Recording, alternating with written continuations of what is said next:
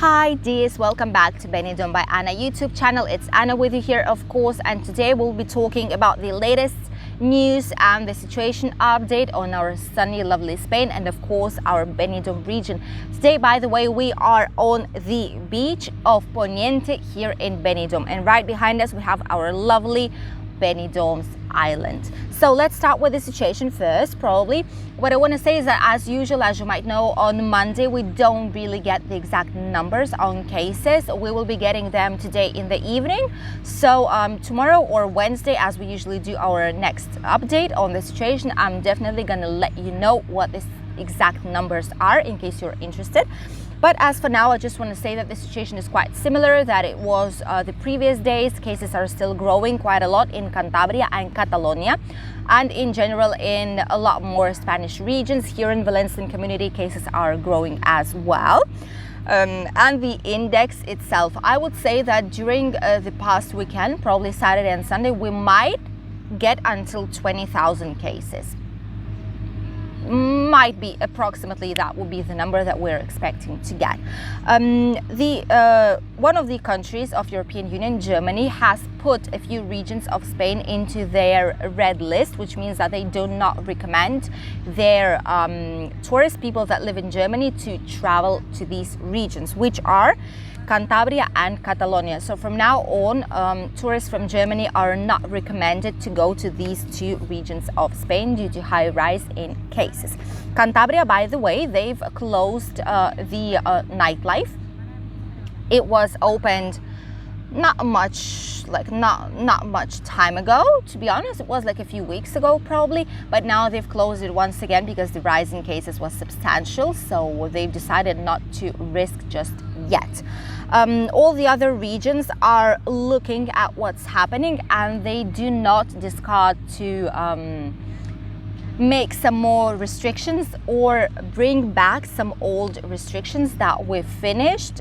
For example, like parceling on the beach area, like some less like timetable for the nightlife or less timetable for bars and restaurants, like putting on some small limitations, but that would help to control the cases.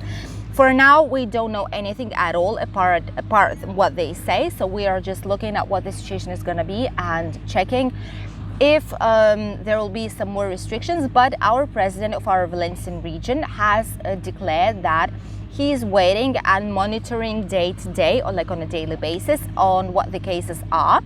And he basically said that in case the increase in hospital patients, okay, not just simply increasing cases, but like hospital pressure will increase, then they will look at putting on some more measures because they know that the vaccination is going very fast.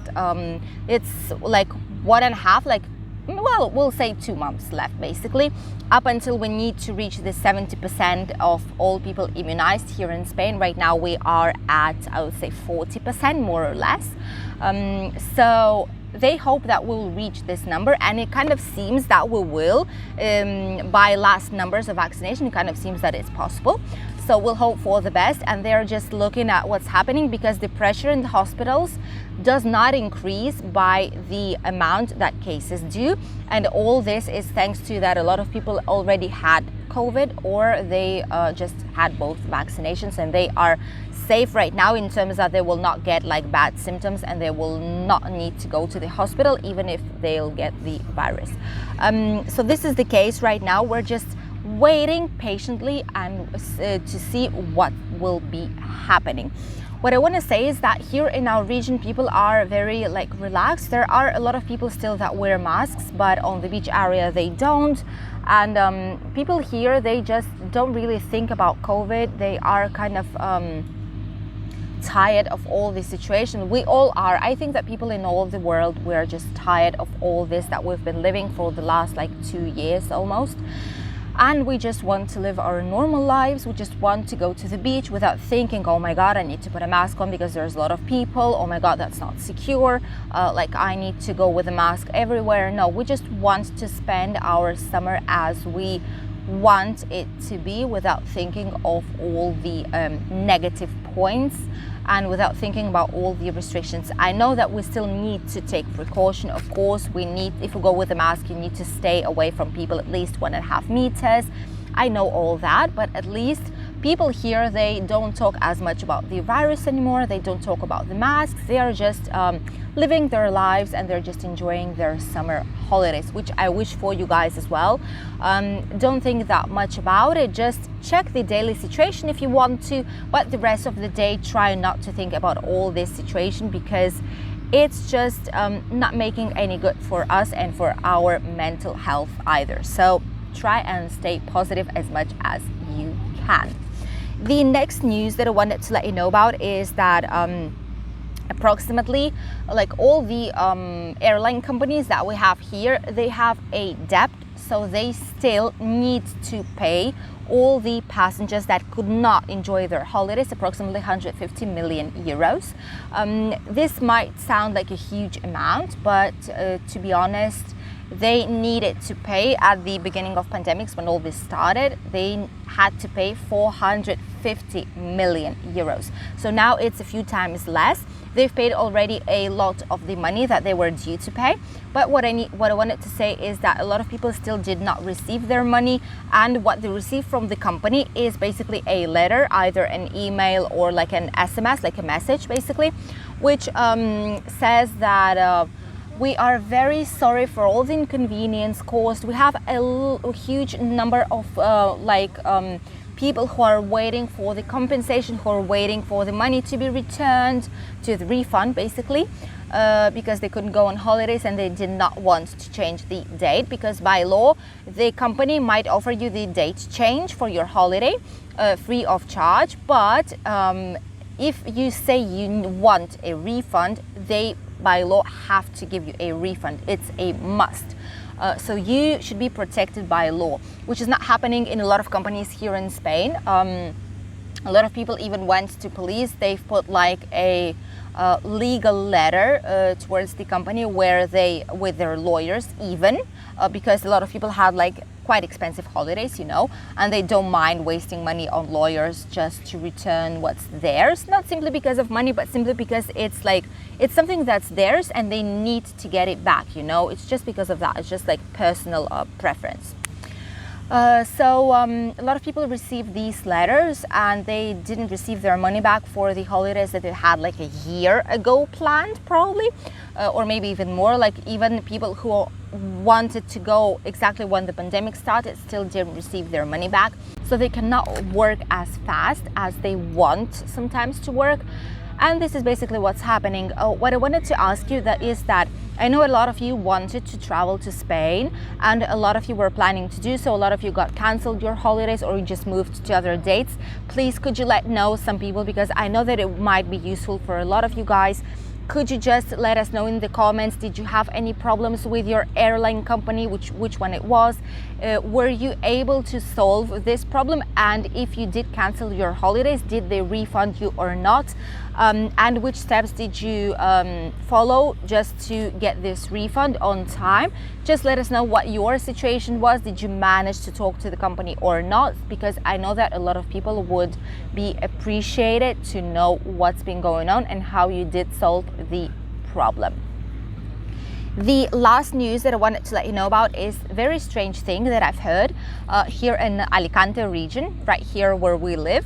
And in Benidorm area, in Alicante itself, because a lot of restaurant and bar owners, what they say is that they need some workers, they need waiters and waitresses, but they've put online, they've put some like information online that they seek for workers, but no one is coming.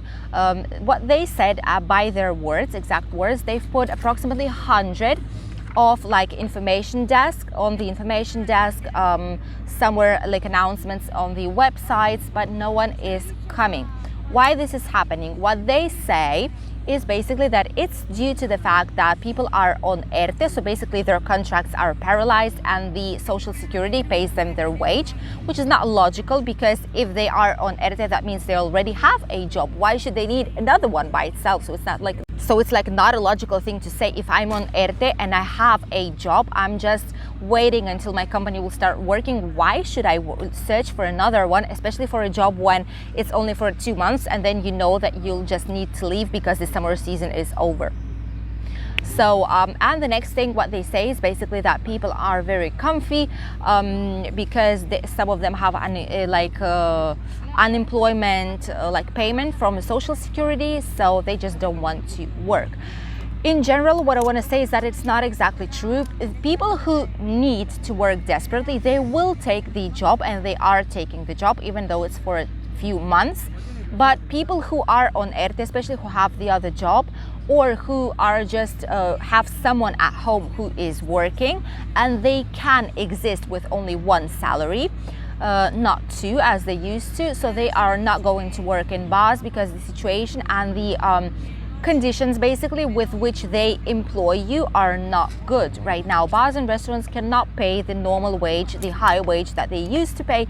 They cannot offer you the same good conditions, that more or less good conditions, okay? The ones that you had pre-pandemic. So this is why a lot of people just say, no, thank you. I do not accept these conditions. I do not want to work with these conditions. Please, I'm gonna just wait and see what's gonna be happening.